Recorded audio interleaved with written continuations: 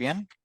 Hoy estaremos iniciando una clase con Carmen Solórzano, pues ya ha estado con nosotros anteriormente y pues a cada uno de ustedes, bienvenidos a la clase.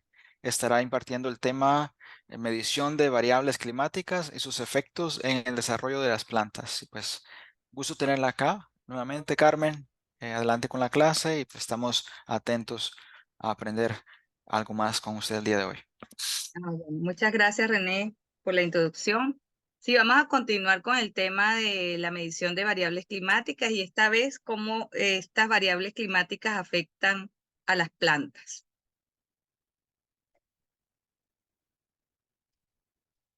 Bueno, seguimos con las variables climáticas de importancia agrícola, que son la latitud, la altitud, la energía solar, la temperatura, la precipitación, la humedad tanto del aire como del suelo, la evaporación y la evapotranspiración, los vientos, las nubes y la presión atmosférica. Y al final de la clase estaré también mencionando algo sobre las estaciones meteorológicas.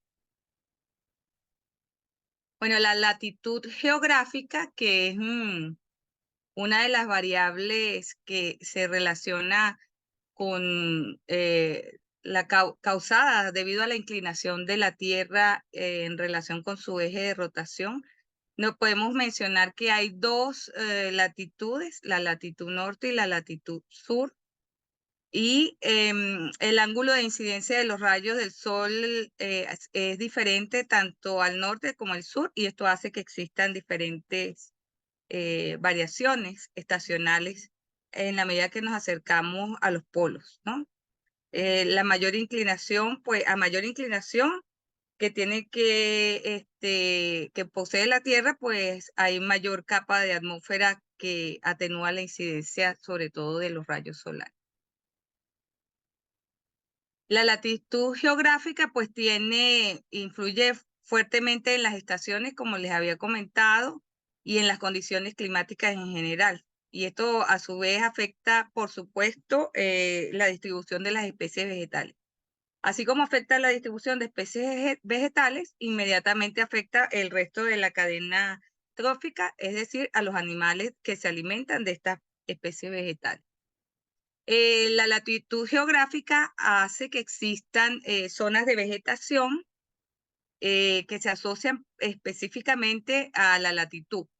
Por ejemplo, en las zonas ecuatoriales nosotros podemos encontrar las selvas tropicales, mientras que en las regiones al norte o al sur, latitudes más cercanas a los polos, encontramos los bosques caducifolios y los bosques de coníferas.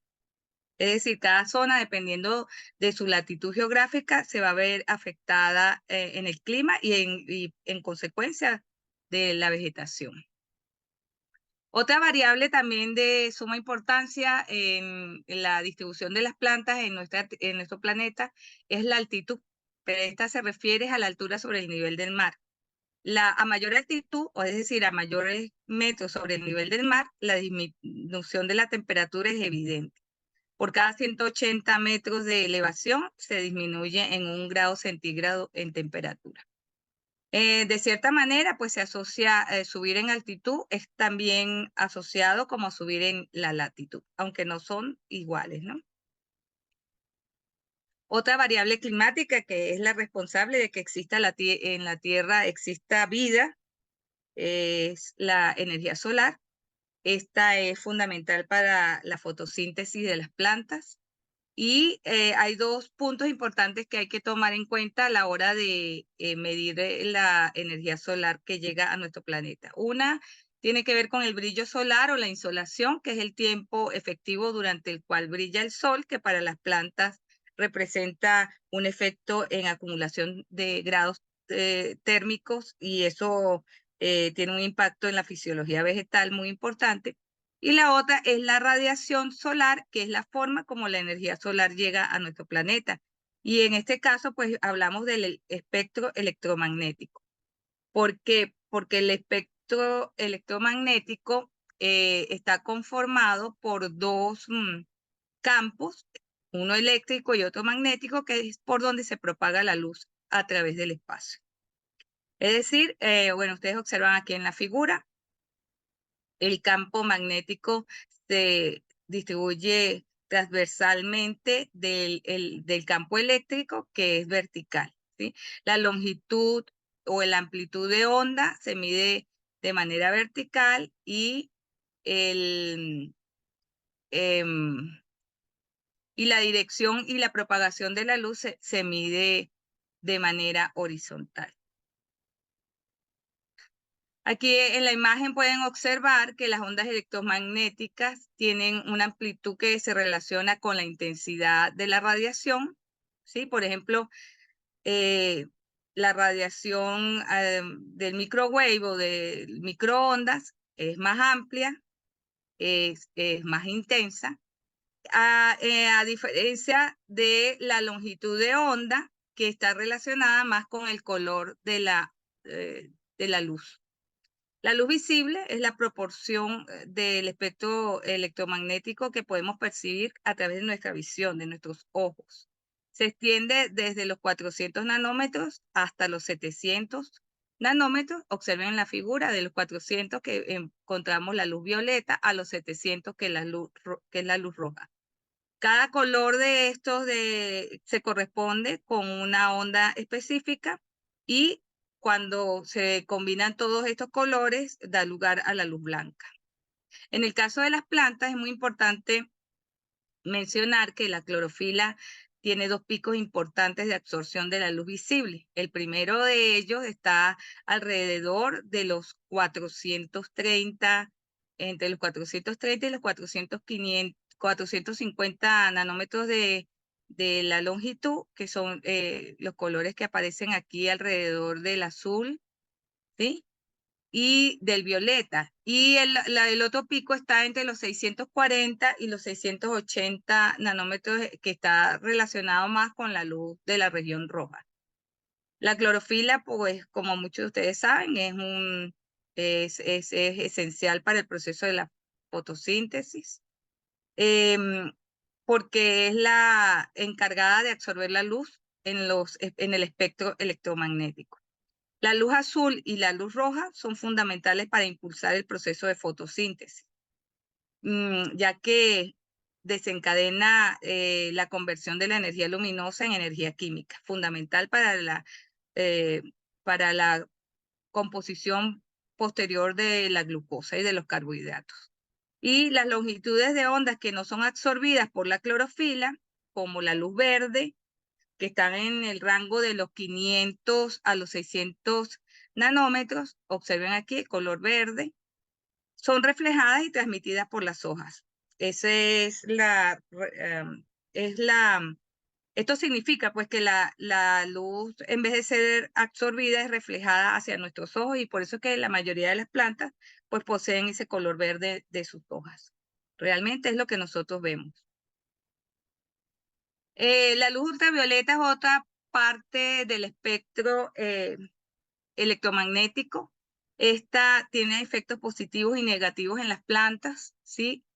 La luz ultravioleta, en el gráfico pueden observar, está hacia el lado, la radiación ultravioleta está hacia el lado izquierdo del espectro. Puede producir de manera positiva algunos compuestos que ayudan a las plantas a defenderse del estrés oxidativo y del daño celular, ¿sí? Por ejemplo, la producción de flavonoides y de antioxidantes. También puede ayudar a aumentar la resistencia a plagas y patógenos en plantas, debido a que cuando se ponen a la luz ultravioleta aumenta el desarrollo y la resistencia a algunas plagas y algunas enfermedades. También puede aumentar la producción de metabolitos secundarios. Esto es importante destacarlo porque de algunas plantas se extraen algunos compuestos farmacéuticos, por ejemplo, alcaloides, como es el caso de la morfina de la dormidera, que es una planta, y de la cafeína en el caso del café. Entre los efectos negativos de la luz ultravioleta que llega a nuestro planeta es que puede generar también algunas alteraciones a nivel de ADN. Y no nada más en plantas, puede ser también en animales y en personas.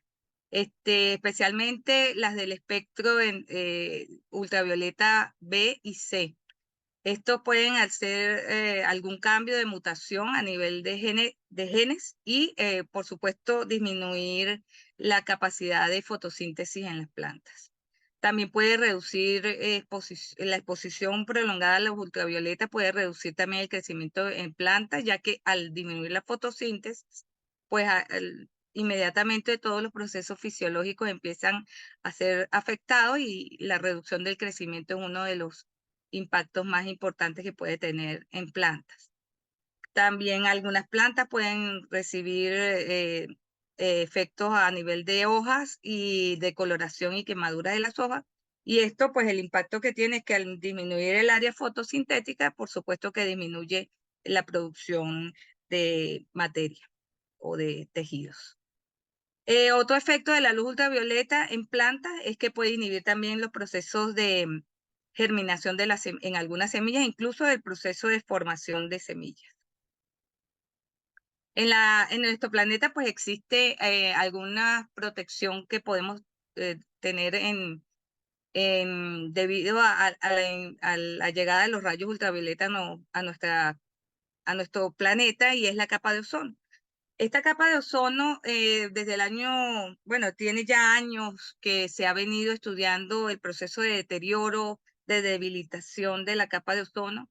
Fundamentalmente ocurre a nivel de los polos, particularmente en el polo sur es más intensa. En la Antártida es más fuerte la disminución de la capa de ozono, ahí hay un hueco. Y el problema de que esta parte de la capa que protege a la Tierra esté debilitada o esté disminuida, eh, pues afecta a plantas, animales, como ya les dije, a nivel de daños de tejidos, en el caso de los seres humanos, a nivel de daños en los ojos y en la piel. Fundamentalmente se debe a que haya una gran liberación de sustancias químicas conocidas como los CFC o halones, que son productos que están presentes en algunos aerosoles y en los refrigerantes que se utilizan para algunos aires acondicionados. A nivel mundial esto está prohibido, sin embargo algunos países todavía siguen produciendo este tipo de productos que pueden generar el daño a la capa de ozono. Y como es conocido ya por todos también, la liberación de estos gases o estas sustancias químicas, pues puede suceder en cualquier parte de la Tierra, pero se van a distribuir fundamentalmente en los polos, principalmente a nivel del sur. Bueno, como les venía diciendo, el que se maneje esta disminución o este debilitamiento de la capa de ozono a nivel de los polos es porque hacia esas zonas que se transportan este tipo de productos que dañan la capa. Los dos grandes agujeros, el más grande en la Antártida, se intensifica mucho más aún en el invierno polar. Y otro aspecto importante de esto es que en algunos países andinos también se ha ido evidenciando un debilitamiento de la capa de ozono, ¿sí? En la zona de los Andes colombianos y venezolanos se ha medido la disminución de la capa de ozono en algunas épocas del año.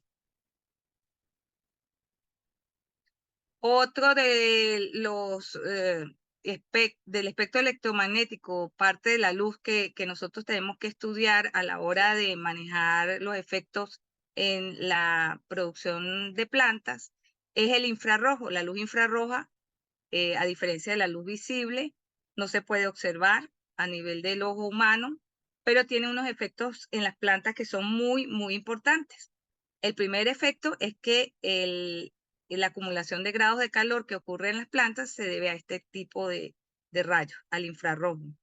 Y esto acelera la tasa de fotosíntesis en la mayoría de las plantas. Es decir, las plantas utilizan los grados de acumulación de calor del día para sus procesos fisiológicos como la floración, la germinación de semillas, el desarrollo de algunos frutos y para otras condiciones fisiológicas fundamentales de las plantas, como el crecimiento. Las plantas son muy sensibles a las señales de la luz infrarroja y, y orienten inclusive su crecimiento con base a la acumulación de calor debido al infrarrojo. Fundamentalmente, esto también es cuando se estudia el infrarrojo a nivel de plantas, se puede hablar ya del fotoperíodo que cada planta necesita para manejar sobre todo a la hora de producciones comerciales, por ejemplo, en flores. El fotoperíodo es importante porque los grados de acumulación de calor que tenga cada planta son los que van a generar la producción de hormonas que a su vez cambian los meristemos, que son de crecimiento, en puntos de crecimiento los convierten en puntos de floración. Y es importante porque, por ejemplo, para la producción de flores se maneja mucho por largo de tallo en las flores, y si queremos flores de tallo corto o de tallo largo, pues podemos manejar los ciclos de luz y oscuridad y la acumulación de grados de calor manejando estos ciclos de luz. Bueno, esto es un poco más, a lo mejor en una clase más adelante podemos hablar un poco más de esto porque ya es más de fisiología vegetal. Importante también conocer cómo nos llega la energía solar a nuestro planeta, cuál es el destino que sufre esta energía que llega a la Tierra. La primera parte de la luz solar es reflejada, se conoce como reflexión de la luz, y es reflejada por algunas superficies de la Tierra, como superficies de agua, la nieve, en los polos también se refleja luz, algunas rocas, vegetación. Por ejemplo, las superficies blancas reflejan la mayoría de la luz, mientras que las superficies más oscuras absorben la luz. Entonces, el segundo proceso de cómo se comporta esta energía que llega a la Tierra es el de absorción. Esta parte puede ser absorbida bien sea por la Tierra, en la superficie de la Tierra, o bien sea por la atmósfera. La luz puede convertirse también en calor y se distribuye en la Tierra dependiendo de cómo sea la superficie a donde está llegando. Se transmite, también puede ser transmitida, y es importante porque además de ser absorbida y reflejada, es absorbida, reflejada y transmitida con base en los tejidos vegetales. La luz puede ser transmitida a través de la fotosíntesis. Y otra parte de la luz puede ser, se puede emitir en forma de calor, de forma de reemisión. Algunos gases de la atmósfera, como el CO2 y el vapor de agua, pueden atrapar parte de este calor en un proceso conocido como el efecto invernadero. La siguiente variable que estamos tocando el día de hoy es la temperatura. La temperatura es fundamental también porque pues, está relacionada con los grados de calor que pueden absorber las plantas. Está vinculada a otras variables climáticas como la latitud. Cuando cuando estamos cerca del ecuador, los rayos del sol pues llegan perpendicularmente a esta zona del planeta y por supuesto que la radiación solar está presente durante todo el año. También está muy relacionada la temperatura con la variación altitudinal. A mayor altura hay menor temperatura. También tiene que ver con las variaciones de las estaciones, dependiendo de la orientación de la Tierra con relación al Sol y con relación a la inclinación del eje. La temperatura también se ve afectada si estamos cerca del mar o si estamos más hacia adentro de los continentes. Se ve también muy afectada por la variación topográfica, donde hay montañas, por la altura también la temperatura tiende a disminuir. Y el proceso antropogénico de afectación de la temperatura debido a la actividad humana también es otro factor que hay que tomar en cuenta a la hora de medir esta variable climática. Entonces, como les decía, pues la temperatura se ve afectada si estamos cerca del mar o si estamos más adentro de los continentes. La proximidad del mar pues influye tanto en temperatura como en humedad. Las brisas que vienen de la costa llevan aire cálido en invierno hacia la zona de la costa y aire fresco en el verano. Entonces, los que viven cerca de la costa en regiones templadas pueden observar este tipo de eventos climáticos que se dan solo en zonas con cercanía al mar, ¿sí? Es decir, las temperaturas tienden a ser más suaves. A mayor continentalidad hay mayor amplitud térmica. Eso significa que el agua pues posee una gran inercia térmica. Las masas de agua son unos agentes moderadores del clima. El agua de los océanos tiene una alta capacidad para almacenar calor. Eso significa que se calienta y se enfría más lentamente que los procesos de calentamiento que ocurren en la Tierra o en el continente. Y es por eso que el agua actúa siempre como un amortiguador térmico. Tiende a moderar temperaturas y hace que el clima sea siempre más moderado, con temperaturas más suaves y menos extremas. Eso es importante conocerlo porque a la hora de planificar procesos agrícolas, pues nosotros tenemos que tomar en cuenta este tipo de variaciones de temperatura. El relieve, las corrientes oceánicas y el tipo de vegetación donde nosotros estamos ubicados para hacer los procesos de producción agrícola.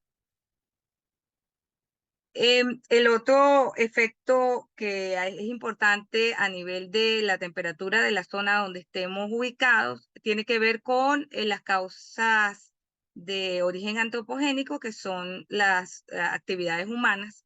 ¿Sí? En la medida que está el ser humano deforestando y está produciendo alguna actividad industrial, o que pueda generar algún impacto ambiental, pues la temperatura de esa área se va a ver afectada. Entonces, si hay deforestación, es probable que la temperatura promedio pueda aumentar hasta en 1.5 grados con relación a como anteriormente cuando estaba la presencia de bosque. Es por eso también que en algunas zonas donde han ocurrido deforestaciones con fines agrícolas o ganaderos, bueno, cuando hablo de agricultura me refiero también implícitamente a la ganadería porque implica producción animal y producción vegetal. Es importante que sean sean reforestadas las zonas de manera consciente, porque el manejo de la temperatura para la producción agropecuaria es fundamental, ya que permite, se asocia con muchos efectos positivos a la hora de la producción. Ayuda a mitigar el estrés térmico para plantas y animales, ayuda a mantener la humedad del suelo. Cuando hablamos de humedad del suelo, hablamos de una microbiota interna que también hay que mejorar.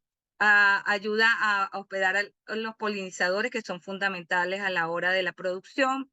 También son fuente de madera en las zonas productivas y fundamentalmente que ayuda a mejorar la biodiversidad. Al incorporar árboles en nuestros sectores de producción, pues estamos mejorando todo el agroecosistema. Bueno, la siguiente variable climática es la precipitación. La precipitación es la fuente natural de agua que llega a nuestros agroecosistemas en forma de lluvia, ¿sí? La precipitación es importante conocerla en el lugar donde estemos haciendo producción agrícola porque las curvas de precipitación son estadísticas que nosotros podemos obtener a lo largo de muchos años y son muy eficientes y son muy predictivas a la hora de planificación, sobre todo planificar procesos tanto de siembra como de cosecha. Aquí les traigo un ejemplo, por ejemplo, este es el ejemplo de la curva de precipitación de San José de Costa Rica. Observen que San José de Costa Rica tiene una curva prácticamente de unimodal. Eso significa que prácticamente llueve, tiene un punto máximo de lluvia que ocurre en octubre, pero desde el mes de mayo hasta el mes de octubre hay suficiente agua en el suelo, lo que permite a los agricultores manejar sistemas de producción sin implementar riego, tal vez dependiendo del cultivo, por supuesto, y dependiendo de la evapotranspiración de la zona. Pero observen que existe entonces un periodo bastante seco y marcado, que es desde enero, febrero hasta marzo, bastante marcado, con solo un promedio de 25 milímetros de agua por mes. Y bueno, entonces en este caso, si un productor posee o si alguien que esté planificando la producción en la zona que caiga esta curva de precipitación, pues tiene que tomar en cuenta que en los meses de enero y febrero y marzo va a tener que regar. Tiene que planificar sistema de riego para esos meses. Por supuesto, dependiendo del tipo de cultivo, ¿no? Porque hay cultivos que se puede manejar la siembra a entradas de lluvia y se cosecha a salidas. Pero en caso de que sea una producción constante, pues habría que planificar sistema de riego para los 3 primeros meses del año. Observen, esta es otra curva de precipitación, pero en este caso está en Colombia, en Cúcuta, y vean la diferencia de precipitación con relación a Costa Rica. Paso un poquito atrás, Costa Rica tiene un pico de 438 milímetros en el mes de octubre. Observen, Colombia tiene, en Cúcuta tiene 69 milímetros. ¿Qué información me está dando esta curva de precipitación? Bueno, que en Cúcuta, Colombia, hay que regar todo el año, porque esto es casi una precipitación muy baja para cualquier cultivo. A los cultivos tienen una especie de como de el mínimo de agua para el crecimiento, dependiendo del tipo de cultivo, por supuesto, y de la edad. Pero normalmente pues vemos que esta curva de precipitación nos da información que es muy baja, la precipitación es muy poquita, y eso significa que la planificación para el sistema de riego es importante realizarla antes de establecer cualquier cultivo en esta zona del mundo. Otro factor que se toma mucho en cuenta a la hora de evaluar la precipitación de un lugar es conocer en qué parte del ecosistema estamos ubicados. Hay un efecto que se llama barlovento-sotavento.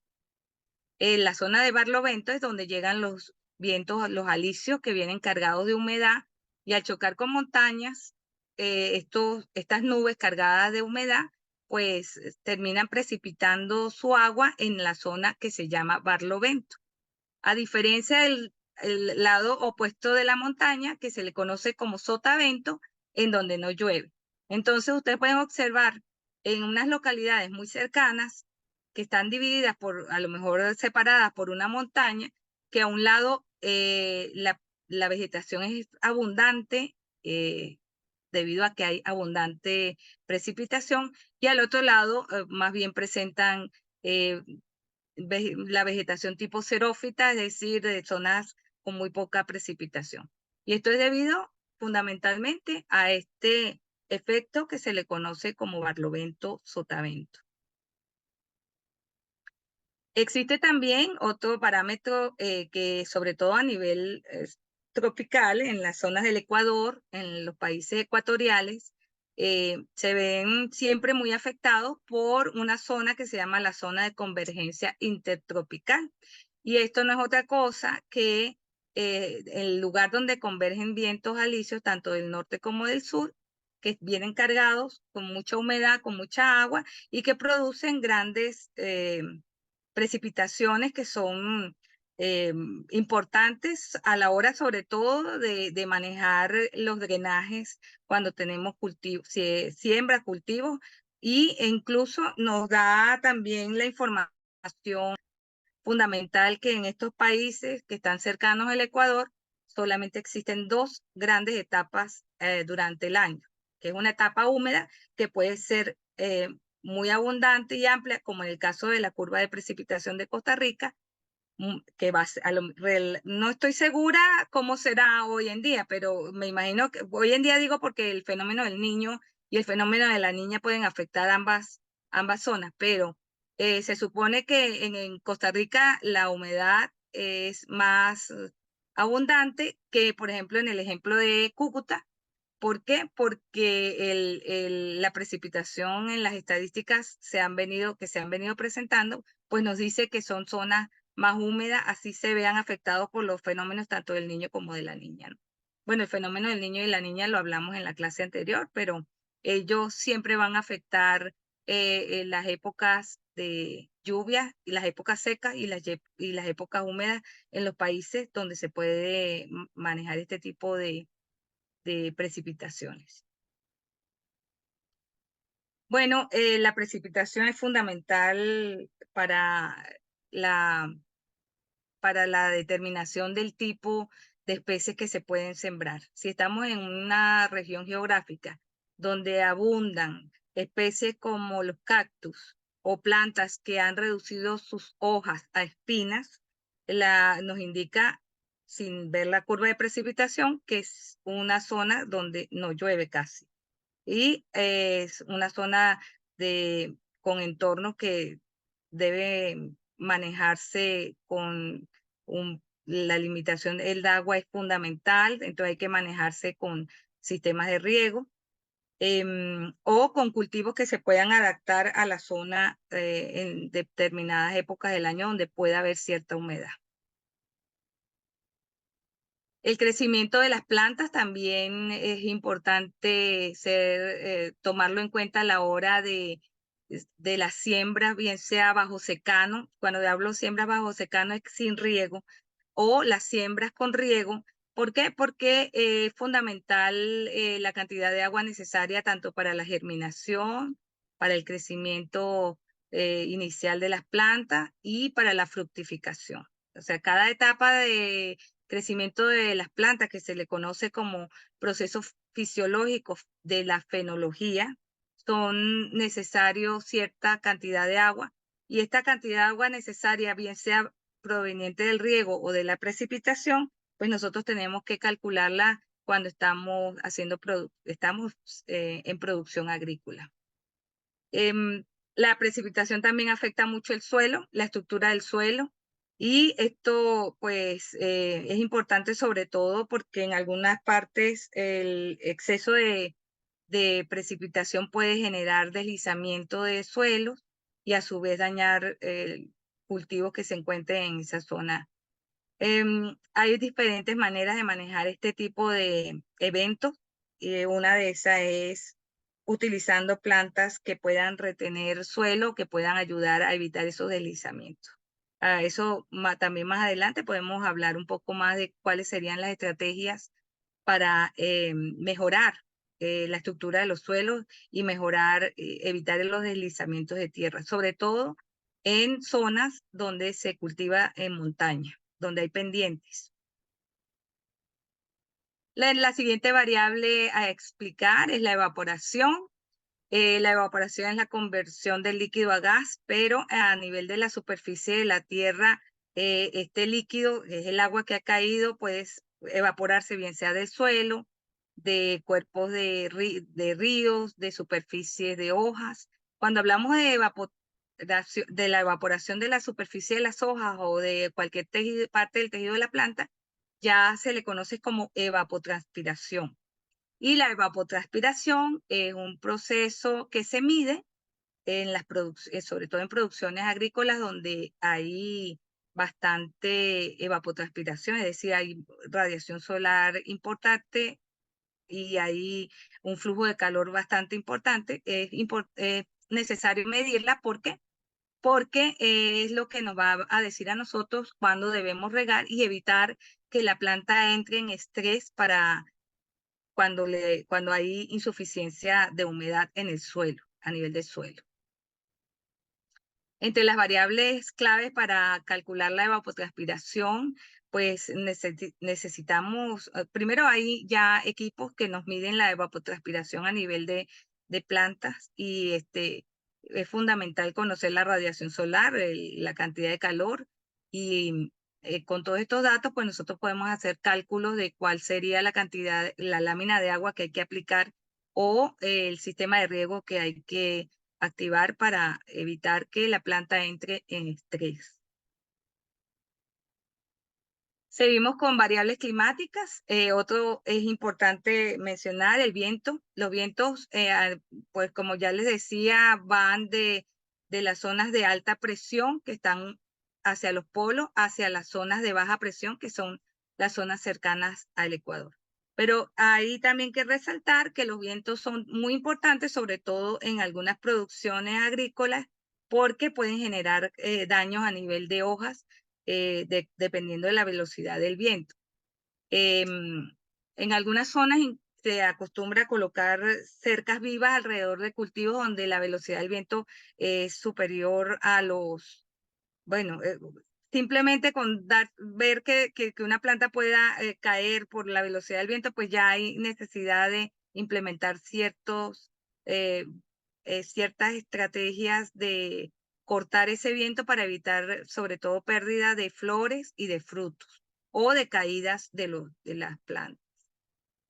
Otra variable es la presencia de nubes. Los antiguos agricultores conocían muy bien las nubes porque pues no poseían herramientas ni tecnologías que les permitieran conocer la predicción del tiempo.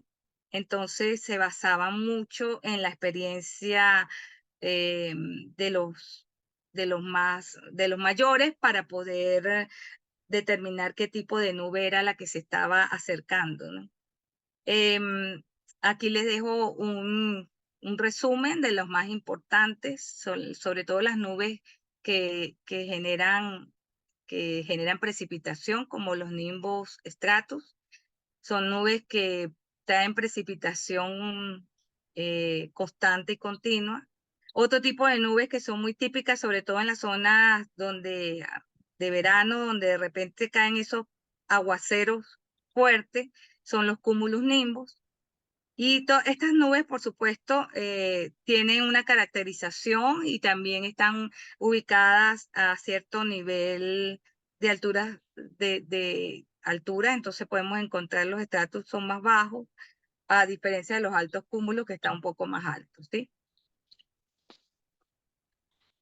La neblina se considera un tipo de un fenómeno meteorológico como una nube, aunque los que conocen la neblina, en las zonas andinas hay mucha neblina, pero también puede ocurrir cuando hay actividad volcánica, ¿sí? Es esa cortina suave y tenue de unas goticas suspendidas en el aire que se mantienen allí y no permiten la visibilidad.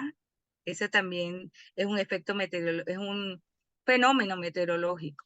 Hay otro tipo de nubes muy extrañas, pero también llaman la atención porque tienen que ver con la presencia o no de montañas, que son esas nubes que se mantienen como atascadas en una montaña debido a que pues, el aire no es suficientemente fuerte como para moverlas de allí. Hay otras que tienen unas particularidades en su forma, como esta que ven aquí encima. Este es el monte Fuji en Japón. Observen esa nube tan hermosa. Esa tiene forma de platillo volador. Se llaman nubes lenticulares. Y también se forman debido a la estabilidad atmosférica y debido a la falta de brisa de aire que pueda movilizarla a la nube hacia otro lugar. Bueno, la siguiente variable climática es la presión atmosférica, ¿sí? Esta presión atmosférica pues ejerce una fuerza sobre cualquier parte en nuestro planeta. En el caso de la presión atmosférica, pues es un evento, no es un factor que puede afectar en algunas plantas, pero no es, se debe mucho más a la altura que a la presión atmosférica, el tipo de plantas que se observan, por ejemplo, a mayor altura, tenemos plantas que tienden a, mm, a a resistir más frío, sus hojas están cubiertas de ciertos pelos para evitar que también haya una evaporación excesiva, parecida a las que están en el desierto, que en este caso modifican sus hojas a espinas. Es decir, las variables climáticas a nivel de plantas hace que las plantas tengan unas características importantes. Y esto nos ayuda también a nosotros a determinar qué tipo de cultivos podemos tener en ciertos lugares o ecorregiones, fundamentalmente viendo qué es lo que tenemos allí de manera natural. Bueno, el siguiente punto tiene que ver con la agrometeorología, que es la medición de todas estas variables. Hoy en día muchos productores inclusive tienen la información meteorológica que proviene de sus propios gobiernos. En muchos países le dan mucha importancia a las variables meteorológicas y en general a las variables climáticas porque son utilizadas para la planificación de los cultivos y el manejo de las cosechas e incluso para prevenir cualquier desastre natural, ¿no? La mayoría de los países con grandes desarrollos agrícolas, pues tienen esta información disponible para sus usuarios, pero también hay agricultores que tienen su propia información privada relacionada con la meteorología, ¿no? Muchas personas hoy en día tienen acceso a obtener estaciones climatológicas de manera, se pueden comprar online y se pueden instalar en espacios muy pequeños, pequeñas estaciones meteorológicas. Sin embargo, las estaciones meteorológicas eh, establecidas de larga trayectoria, pues son como esta que está aquí abajo, en donde pueden observar ustedes que se mantiene podada la vegetación o la grama que está alrededor. Hay una persona que anda haciendo el monitoreo diario. También tienen monitoreo a nivel de, llegan a sus celulares o a sus computadores. Es decir, esta es una información que debe ser debe ser actualizada en cuestión de horas, porque puede cambiar, como les comentaba anteriormente en las clases anteriores, es una información que puede cambiar de un momento a otro. Entonces, observen, hay estaciones meteorológicas más completas, hay otras que son más compactas, pero todas cumplen funciones fundamentales de medición. Incluso hay estaciones meteorológicas que no nada más miden las variables climáticas, sino que también miden algunos contenidos bromatológicos de las plantas. Por ejemplo, en este caso, esta está midiendo también contenido de nitrógeno en hoja. Entonces, lo importante, estas son las variables que una estación meteorológica debe medir. Eh, las variables importantes que ya se las mencioné son sobre todo precipitación, temperatura y en algunos casos la velocidad del viento debido a los fuertes vientos que pueden existir en algunos lugares. Observen que las garitas meteorológicas, que es otro aspecto que tienen algunas estaciones, sobre todo las más antiguas, es que deben estar protegidas.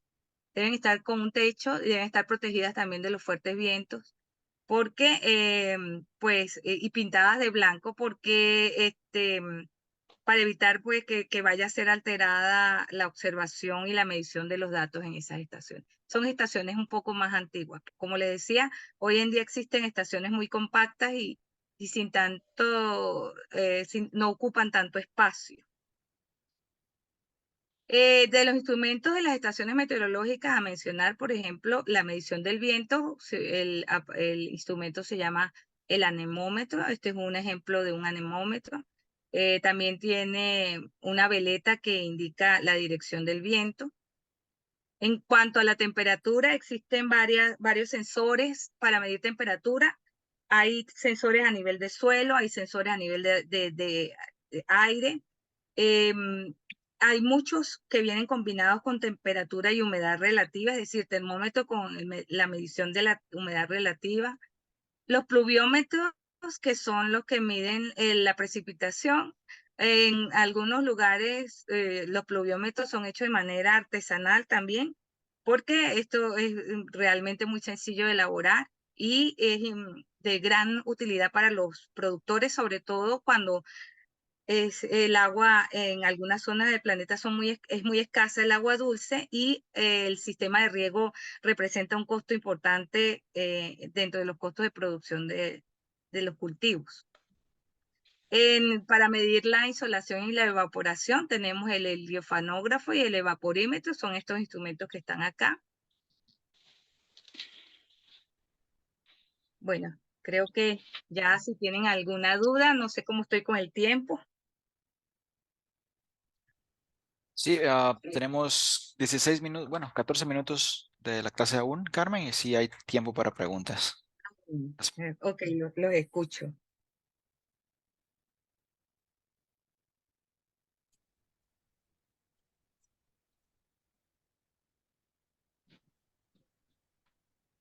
Si tienen preguntas, pues pueden levantar su mano y Carmen con mucho gusto responderá sus preguntas o intervenciones.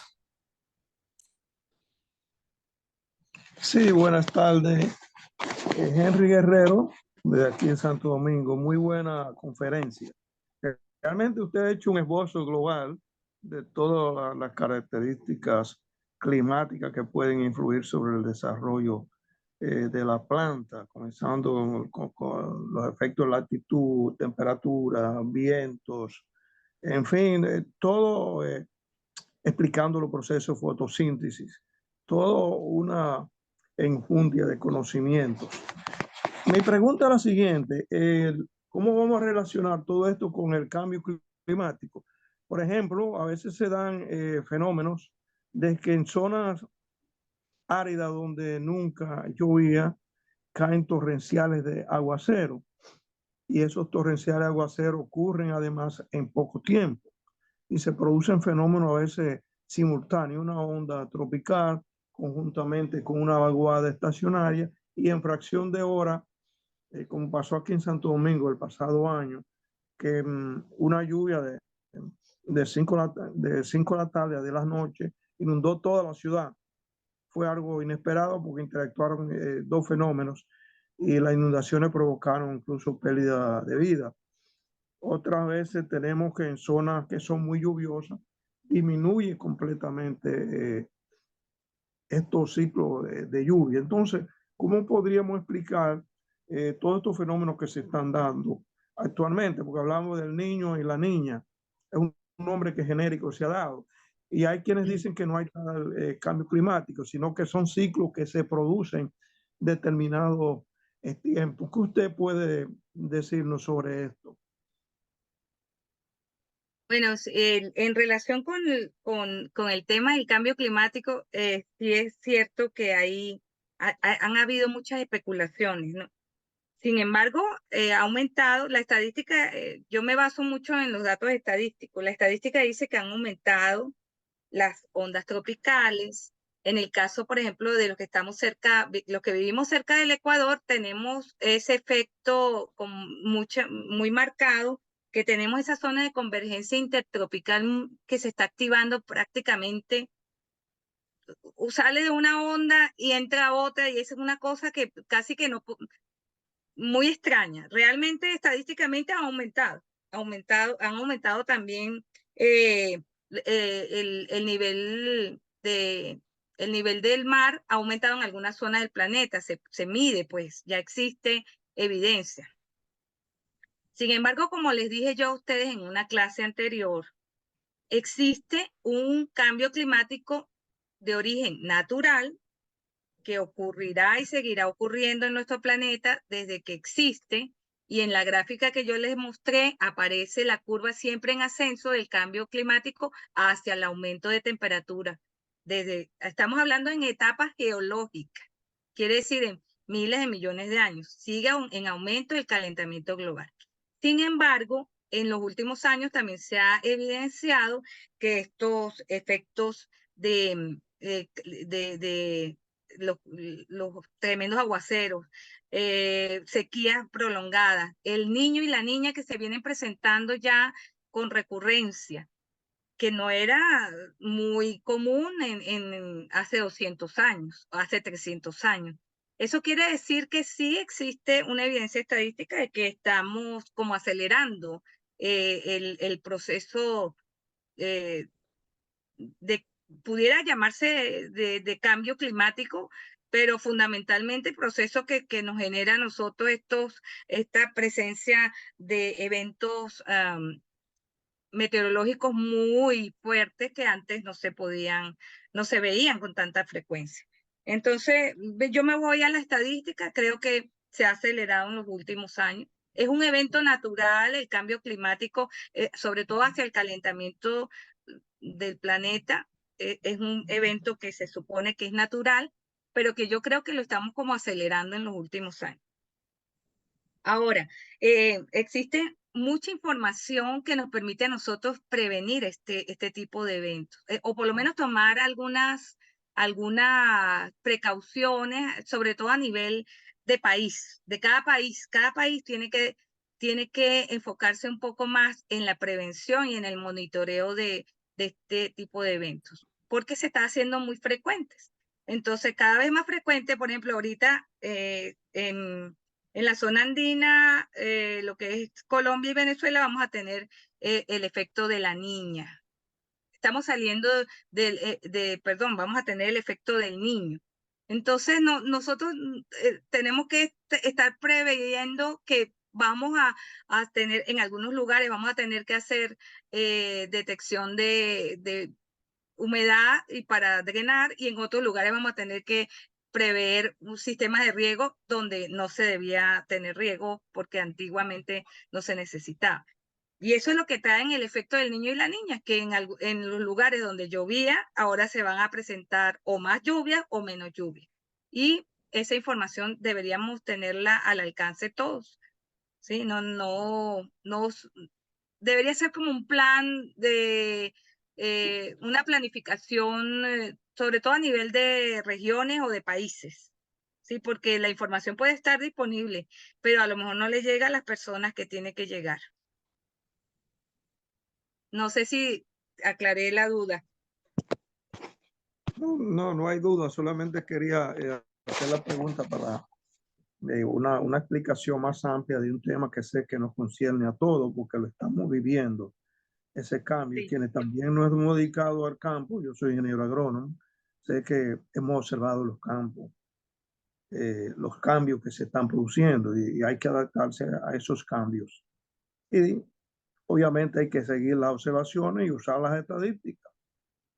Eso es una realidad. Yo no diría que el cambio que de hace 200 años, si comparamos dentro de hace 40 años atrás y ahora, los que ya tenemos más de 60 años, sabemos que es completamente diferente lo que está sucediendo en nuestra montaña.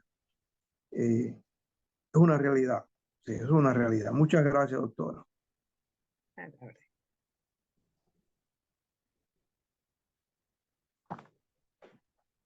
Hola, Tomé. Veo que usted tiene dos preguntas, dice, y pues puede hacer sus preguntas, Tomé. Puede quitar el mute de su micrófono y hacer su pregunta.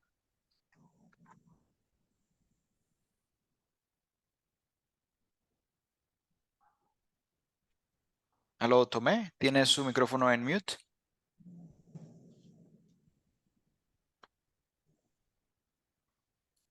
¿Aló? Sí, Tomé, sí. Puede hacer sus preguntas. Ve en el Sim, chat que vienen las preguntas. Adelante. eu disse que gostei muito da explanação de Carmen, Hola. que em estado de dizer o aparelho meteorológico é a causa que nos faz fazer análise de produtores, encontrar o nível adequado para o manejo do campo, acelerando desastres naturais.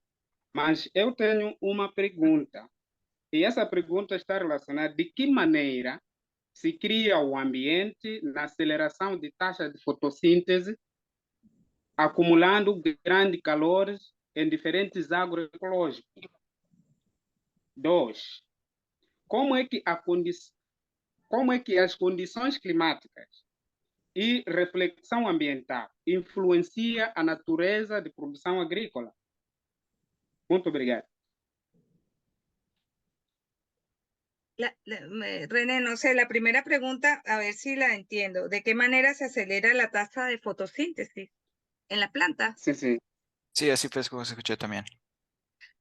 Bueno, una forma de acelerar la tasa de fotosíntesis es el calor, ¿sí? O la radiación solar, bueno, hay varias, pero la radiación solar hace que aumente los grados de calor que acumulan las plantas. Las plantas tienen, la fisiología vegetal se maneja con acumulación de grados de calor.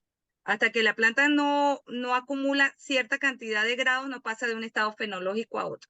Y esto ocurre porque se acelera la tasa de fotosíntesis, ¿sí? Eso es fisiología vegetal y es un proceso que se puede acelerar de manera artificial utilizando, por ejemplo, iluminación artificial, que es lo que utilizan en algunos lugares, sobre todo para generar crecimiento de las plantas, alargar las horas de luz con energía artificial y generar mayor crecimiento de las plantas, elongación sobre todo. Eso se maneja con luz y con calor. Puedes inclusive aplicar mezcladas, o sea, tanto luz como calor artificial, ¿no? La segunda pregunta que no la copié. Como é que as condições climáticas e reflexões ambientais influenciam a natureza na produção agrícola? No entiendo. ¿Será la reflexión de la luz?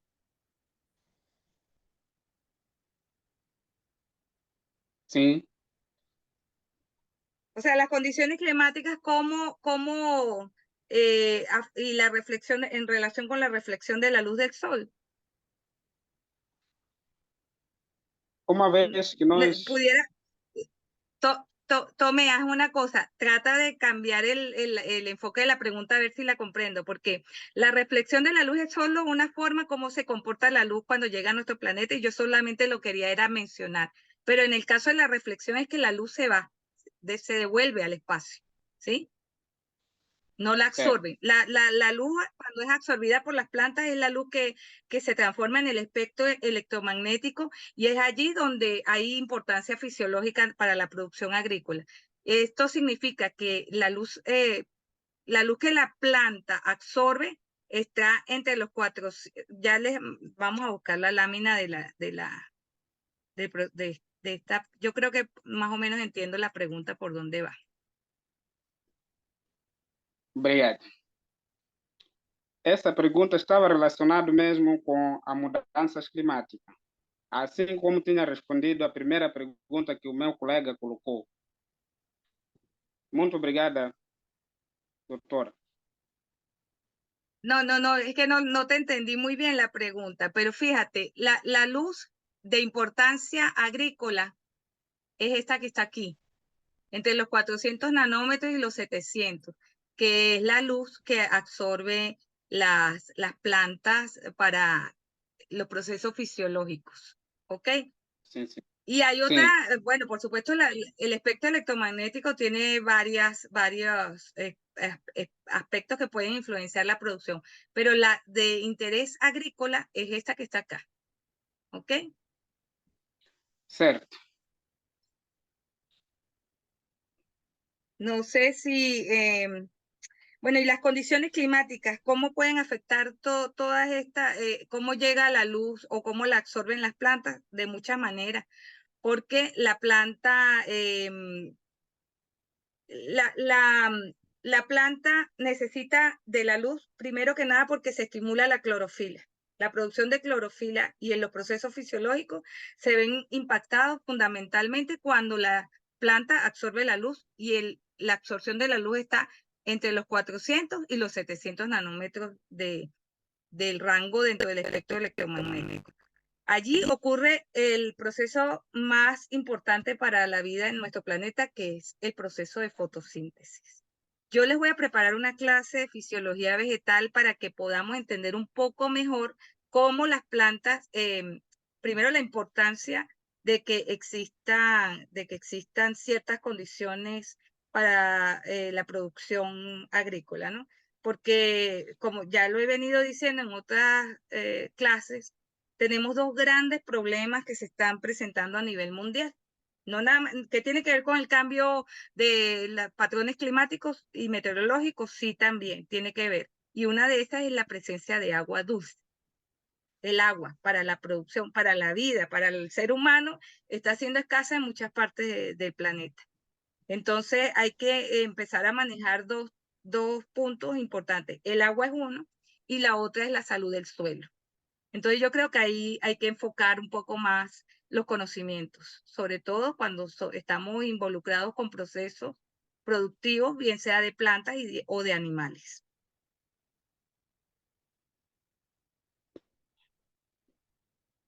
No sé, Tomé, si te agradezco que me hayas hecho esa pregunta, pero no estoy segura si te la logré contestar.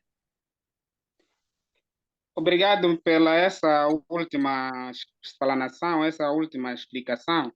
Foi ao encontro, porque eu estava a dizer isso relacionado com nós estamos a produzir, mas de repente as condições climáticas mudam. E quando muda, afeta automaticamente as culturas. Mas depois de um mês, 2 meses, vem estiagem ou muda de novo. Então, o que reflexão ambiental influencia a natureza e essa natureza prejudica a produção agrícola. Por isso estou muito claro com essa última resposta que deu. Muito obrigado.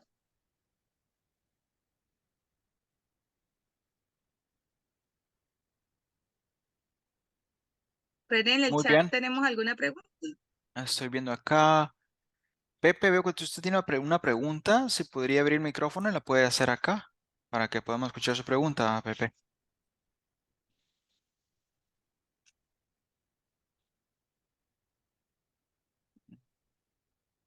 Bueno, la pregunta de Pepe es, ¿qué opina? Bueno, dice, en una visita ecológica, el señor Albert Arnold Gore, premio Nobel de la Paz 2007, visitó para dictar una conferencia en la clausura del primer encuentro ambiental 3R3 hacia un Perú verde. Su pregunta es, ¿qué opina de su sugerencia de cobrar un impuesto al calentamiento global a cada empresa y así controle sus emisiones de CO2? Bueno, yo te soy sincera, yo no sé cuál sería el mecanismo para que haya cierta conciencia ambiental, sobre todo en las grandes empresas, porque hace unos 10 años se hablaba de responsabilidad social empresarial y entonces muchas empresas tenían unos programas maravillosos de responsabilidad social empresarial y estaban todos enfocados a manejar el tema ambiental de manera consciente, de manera siempre preventiva. Pero el tema es que se sigue acumulando plástico en los océanos, se sigue contaminando agua, se sigue contaminando suelo y yo no creo que haya sido efectivo el proceso eh, de implementación de lo que era la responsabilidad social empresarial, que a su vez venía acompañado de algunas tasas impositivas por parte de algunos gobiernos sobre ciertas empresas. La verdad es que los países que están contaminando más, no sé qué pudieran hacer en relación con esto, porque no se ha visto reflejado en la realidad, en la práctica. Entonces, a nivel de Perú, pues la verdad es que no les sabría decir cómo es el tema ya en relación con la parte legislativa, legal, el aspecto legal y jurídico. Casi todos los países tienen una disposición jurídica para proteger el medio ambiente, algunos con mayor aplicabilidad que otros. Hay otros que simplemente es una fachada y es una gran mentira lo que tienen montado. Y otros países que realmente sí se ven comprometidos sobre todo con la imposición de multas por daños ambientales. Pero como les digo, el tema es que una vez que se contamina el agua subterránea, no hay vuelta atrás. Es muy difícil revertir un proceso. No es que sea imposible, pero es difícil revertir el proceso. Y a nivel de suelos es aún más. Y eso sigue ocurriendo a nivel mundial. Con imposiciones de tipo, incluso penales. Hay países donde existen leyes penales que tienen que pagar con cárcel el daño ambiental. Sin embargo, se siguen cometiendo atrocidades contra el medio ambiente, sobre todo a nivel de suelo y de agua. Y de plantas y de animales también. Muy bien, gracias, Carmen. Pues yo creo que por ahora ya podremos ir finalizando la clase. Fue una hora de clase muy interesante. y siempre agradeciendo por esos conocimientos que nos brinda cada uno de nosotros. Y gracias, Carmen, la tendremos acá nuevamente. Dice que preparar una clase también, ¿no? De fisiología. Sí, claro, más adelante, pero a mí me gusta ir como empecemos con lo más básico, por eso yo Ujú. comencé mis clases con los temas más, para que podamos después ir entrando ya a la clase de fisiología vegetal, a una clase de suelos, pero es Ujú. importante ir dándole como forma al conocimiento para que no vayan a quedar después Sí. con vacíos por falta de información. Muy bien, Carmen, gracias. Y gracias a todos también por estar acá en la clase. Deseo un feliz fin de semana a cada uno de ustedes y nos vemos en la siguiente.